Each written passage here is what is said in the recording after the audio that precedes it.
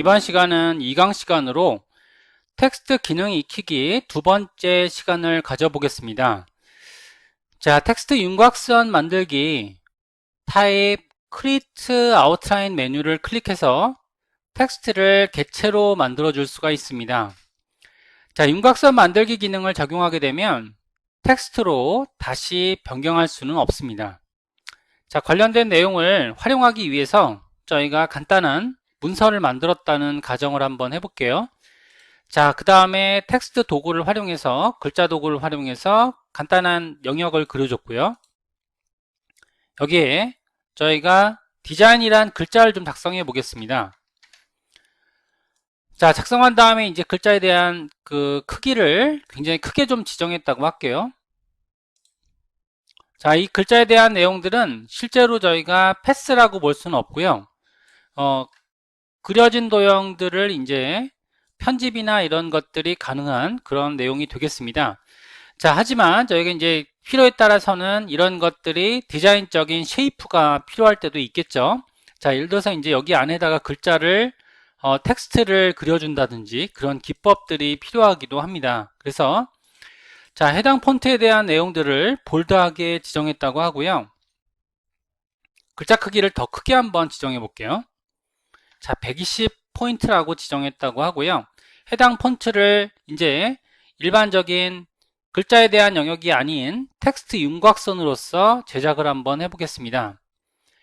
자, 관련된 내용은 타입 기능에 들어가 보시게 되면 자, 일러스트레이터의 기능들, 일러스트레이터의 패스 기능들처럼 크리에이트 아웃라인이라는 기능이 제공이 되고 있죠.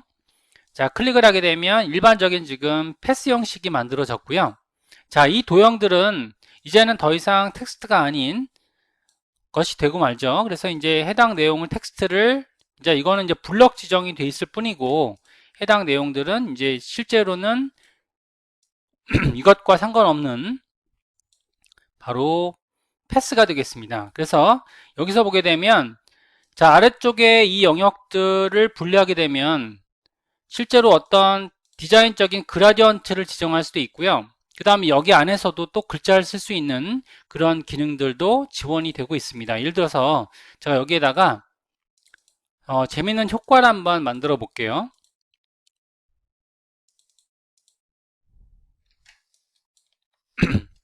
자, 만든 디자인을 이제 디자인만 추출해서 쓰고 있고요. 그 다음에 이제 패스를 크게 해서 이렇게 디자인이라는 글자를 과도하게 크게 했다고 보겠습니다.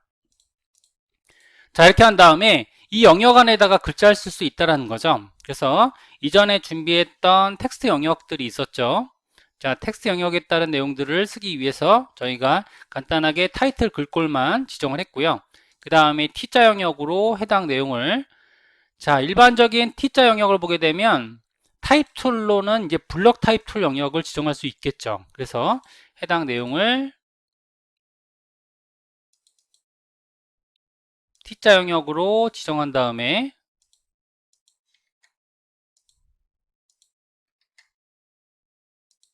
자, 글자를 쓰게 되면요. 테두리 선으로 하게 되면 지금처럼 안쪽에 글자가 써진 거 볼 수가 있죠. 그죠? 자, 이걸 테두리 영역으로 지정했어야 되는데 자, 테두리 영역으로 지정한 다음에 T자 영역으로 해당 내용을 지정을 하게 되면 지금처럼 글자가 써지는 걸 볼 수가 있습니다.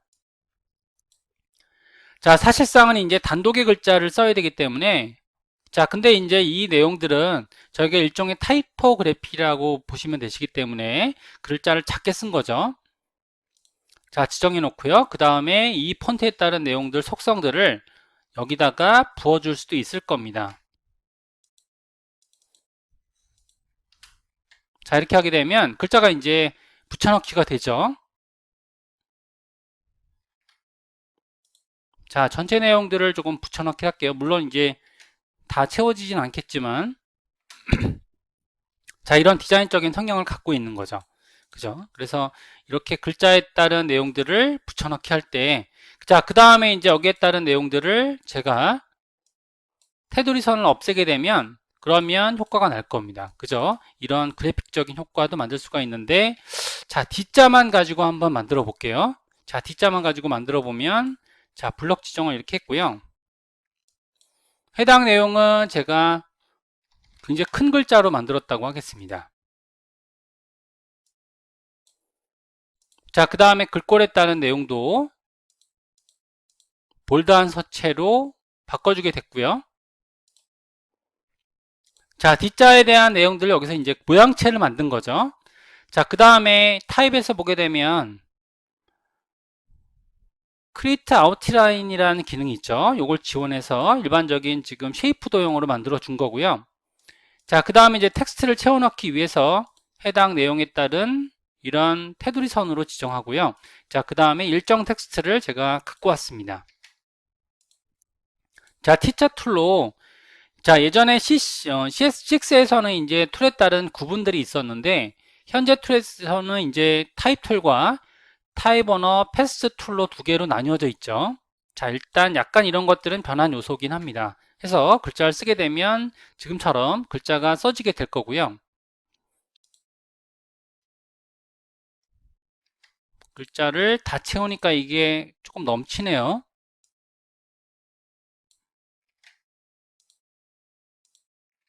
자, 이런 방식으로 그래도 넘치는 부분이 있습니다. 그래서 자, 글자에 대한 크기는 제가 작은 글씨로 이렇게 만들었고요. 자, 글자의 크기를 좀 줄여야 될 것 같은 느낌은 있어요.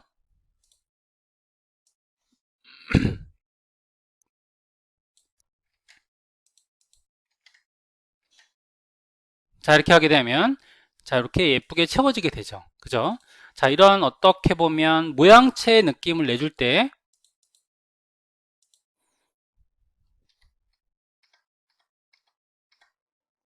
자, 모양체 느낌이 나죠. 그죠? 그 다음에 조금 더 채워보겠습니다.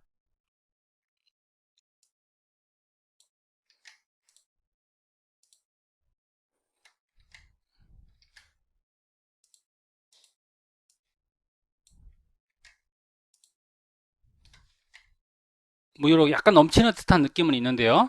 자, 이 느낌으로 해서 테두리 선을 없애게 되면 그러면 이런 효과가 만들어지는 거죠. 자, 더욱이 저희가 이제 효과를 낼 때 여기다가 만약에 흰색 도형을 칠하고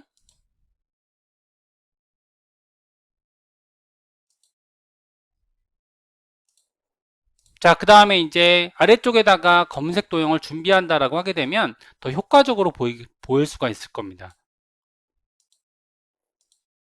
자, 이렇게 하게 되면 이런 어떻게 보면 타이포그래피 식의 모양들이 보여지는 걸 볼 수가 있게 되죠.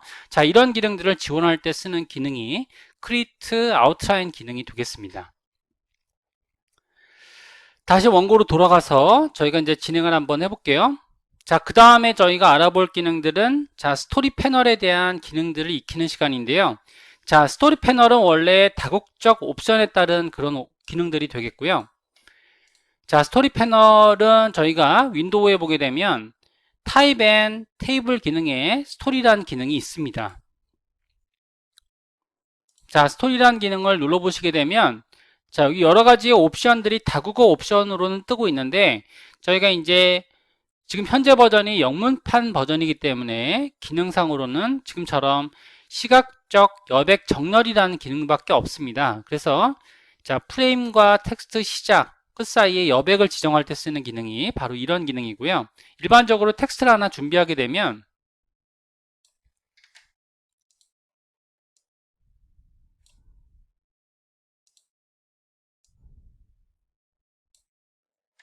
자, 이렇게 만들었다고 하고요. 한 다음에 여기서 이제 여백을 지정할 때 클릭을 하게 되면 여백에 따른 이런 공백 여백을 지정할 수 있다라는 거죠. 그래서 14라고 하게 되면 이제 이런 식으로 여백 공간을 지정할 수 있는 옵션이 되는데 이는 저희가 영문판과 그 다음에 한국어 버전에 따라서 좀 달라지기는 합니다. 그래서 이런 식으로 스토리 패널에 따른 내용들은 프레임과 텍스트의 시작, 끝 사이에 여백을 지정할 때 쓰게 되는데 사실상은 뭐 저희가 영문판에서는 별로 쓸 일이 없을 것 같습니다.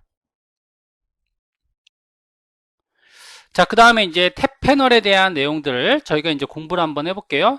자, 탭 패널이라고 하게 되면 일반적으로 타입의 탭을 클릭하게 되면 탭 패널에 따른 내용들이 나오게 되고요. 그죠?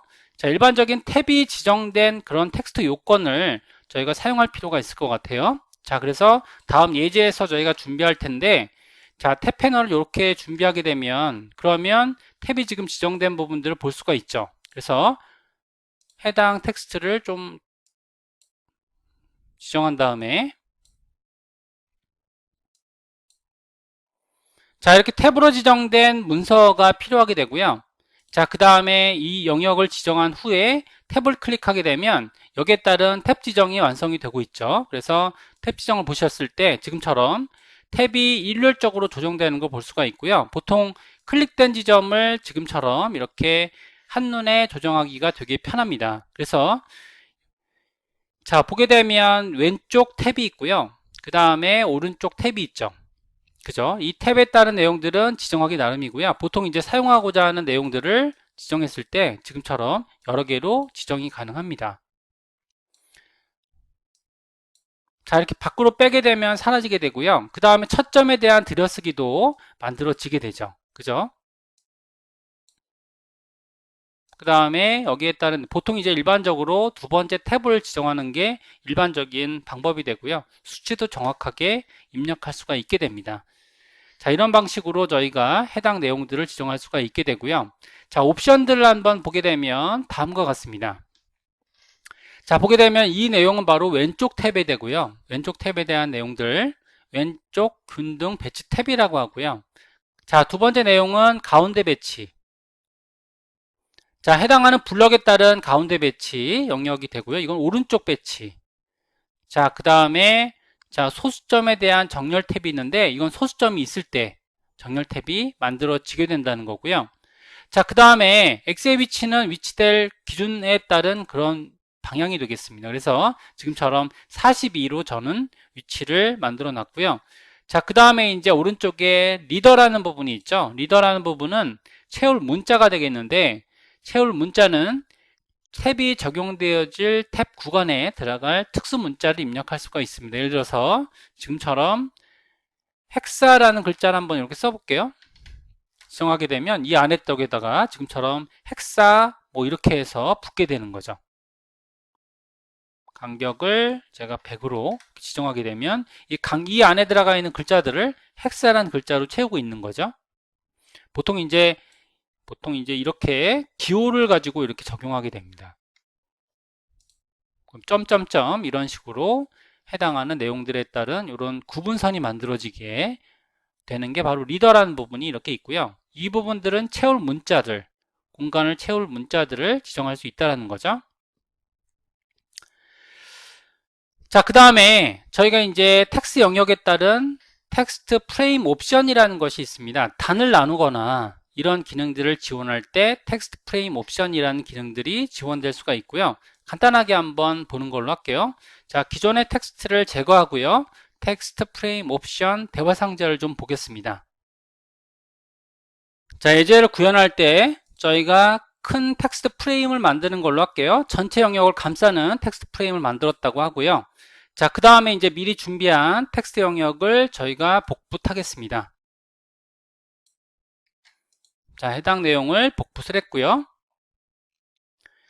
자, 일단 텍스트 프레임 옵션 대화 상자는 자, 텍스트 프레임을 선택 도구로 자, Alt를 클릭하게 되면 Alt를 더블 클릭하면 Alt를 누르고 더블 클릭하면 대화창이 뜨게 되는데요. 선택 도구로 선택해야 되죠. 자, 이렇게 하게 되면 텍스트 프레임 옵션 상자가 나타나게 됩니다. 또는 저 오브젝트의 텍스트 프레임 옵션 대화 상자를 클릭해도 되는데요. 자, 일반적으로 저희가 이런 기능들을 지원할 때는 자, 단을 나눌 때 사용하게 되죠. 자, 일단은 이제 컬럼이라는 기능이 있습니다. 컬럼이라는 그 기능은 열의 유형을 고정된 수, 고정 너비, 가변 너비 중에서 선택을 할 수가 있습니다. 보통 이제 픽스드 넘버라는 크기로 고정된 수로 저희가 지정을 하게 되고요. 자, 단의 개수라든지 단의 폭, 그 다음에 단 사이의 간격, 단 사이의 최대폭, 그리고 열 균형 맞춤 등을 지정할 수가 있습니다. 예를 들어서 저희가 이제 픽스드 넘버를 사용해서 두 단으로 사용했다라고 하게 되면 자, 미리 보기를 클릭하게 되면 두 단을 지금 사용하고 있죠. 자, 그 다음에 이제 여기서 보게 되면 여기에 그 width라는 간격이 있고요. 그 다음에 겉터라는 게 있죠. 겉터라는 건 간격이 되겠죠. 만약에 3을 지정하게 되면 자, 크기는 바뀌게 되겠죠. 그죠? 자, 두 개는 유기적으로 연결이 된 상태가 되겠습니다. 자, 그 다음에 인셋 스페이싱이라고 되어 있는데요. 인셋 스페이싱은 어떤 기능이냐 면 해당하는 요 간격 차이를 주는 거죠. 그죠? 해당하는 블럭에 따른 간격을 주는데 이런 기능을 적용함으로써 여백 크기를 조정할 수가 있습니다. 자, 인센트 간격이라고 하는데요. 프레임과 프레임 안에 텍스트 안에 텍스트 간격을 지정할 때 쓰게 되고요. 자, 그 다음에 vertical justification이라는 부분이 있죠. vertical justification은 자, 텍스트 프레임에서 텍스트의 수직 위치를 정하는 그런 부분이 되겠고요. 보통 이제 탑이라고 놓여지고 있는데 센터라고 놓여지면 글자 중앙에 정렬되게 되는 그런 기능들이 되겠습니다.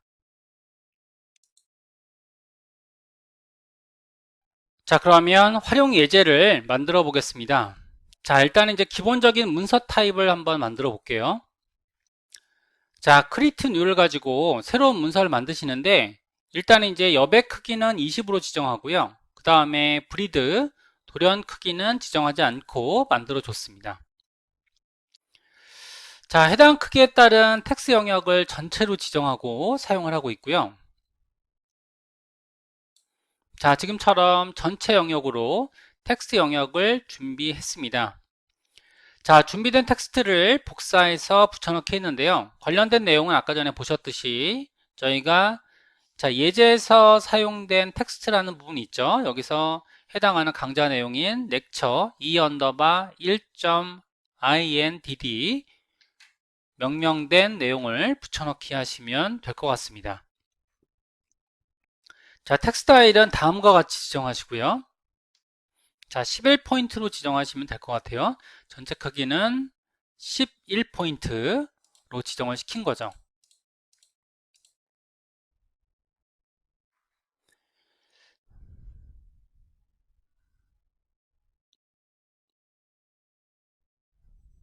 자, 단락 패널 이용해서 저희가 해당 구조를 좀 바꿔보겠습니다. 해당 블럭을 전체를 지정하고요. 단락 패널을 사용해서 저희가 해당하는 글꼴에 따른 정렬은 양측 정렬에 대한 기능으로 적용을 했고요. 양측 정렬 중에서도 마지막 줄은 왼쪽에 정렬되는 걸로 그렇게 했고요. 그 다음에 해당하는 글자에 따른 크기, 첫 글자의 크기는요. 여기서 자, 2배로 만든 거죠. 그죠? 이렇게 해서 2배로 지정을 시켰습니다. 자, 여기 이때는 저희가 하나의 그 블럭만 지정하고 그 다음에 2배로 만든 거죠. 자, 지금처럼 2배에 따른 크기를 만들었고요. 그 다음에 이렇게 들여쓰기를 시켰습니다.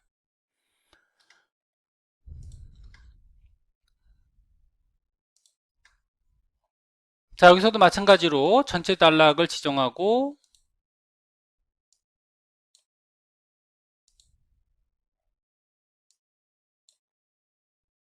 자, 아래쪽에 영역으로 이렇게 시켰고요. 글자 크기는 한자로 지정했죠.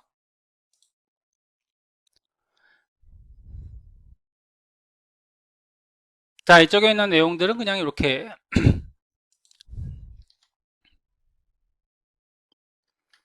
지정을 잘못한 것 같은데요. 여기서 엔터를 이렇게 만들고요.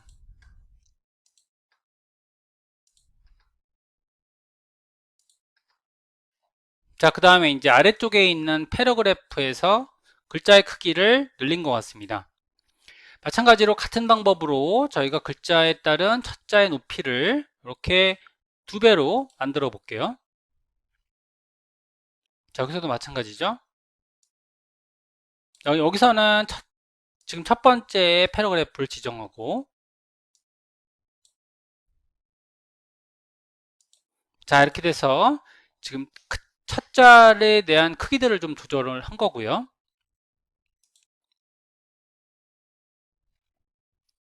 자, 그 다음에 이제 여기서 저희가 단락 패널 이용해서 텍스트 영역의 밑줄을 한번 지정해 보겠습니다. 자, 여기서는 지금 첫 번째 블럭을 좀 지정을 했고요. 자, 이 상태에서 텍스트 영역의 밑줄을 지정하기 위해서 옵션을 켰고요. 여기서 패러그래프 보더 앤 쉐이딩이라는 기능이 있죠. 자, 여기서 이제 옵션대로 지정을 한번 해볼게요. 자, 일단은 보더라는 옵션을 켜줬고요. 자, 해당 기능들은 해당하는 포인트를 0포인트로 지정한 후에 지금 각각의 0.5포인트로 하단에 있는 보더선만 지정을 했습니다. 자, 테두리에 대한 요건은 저희가 대시드 3엔드 2기법으로 지정을 했고요. 요거 4엔드 4기법으로 지정을 했고요. 그 다음에 블랙 퍼센트는 20%. 자, 블랙 퍼센트 20%로 지정했고요. 그 다음에 갭 컬러는 지정하지 않았습니다. 자, 그 다음에 이제 간격차를 하단에 있는 영역을 지금 락을 꺼주고 지금 여기서 0.5 정도로 지정했고요. 자, 미리 보기를 하게 되면 다음과 같이 이렇게 밑줄이 쳐진 형식을 볼 수가 있는 거죠. 자, 지금처럼 이걸 하나의 단락 스타일로 볼 수도 있는데, 자, 단락 스타일을 저장하기 위해서 해당하는 단락 스타일을, 자, 여기서는 보게 되면 패러그래프 스타일에서, 자, 플러스 누르고 뉴 패러그래프 스타일. 자, 해당 타입을 보게 되면 여러 가지의 기능들이 들어가 있죠. 자, 기능들을 보게 되면 여기에도 이제 밑줄에 대한 속성들도 들어가 있습니다. 자, 언더라인 옵션, 일반적인 옵션들도 지금 붙어 있고요. 포인트에 대한 글자 크기, 인덴트 스타일,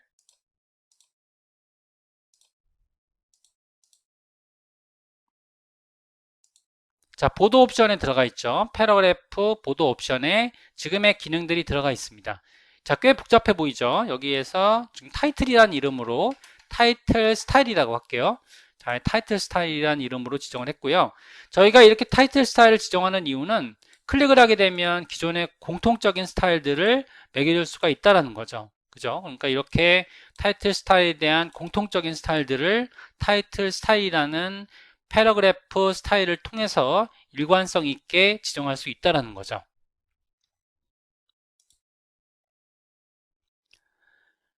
자, 여기까지 해서 첫 번째 예제를 맞춰볼 수가 있었습니다. 그래서 간단한 저희가 캐릭터 스타일과 패러그래프 스타일들을 공부해 봤습니다.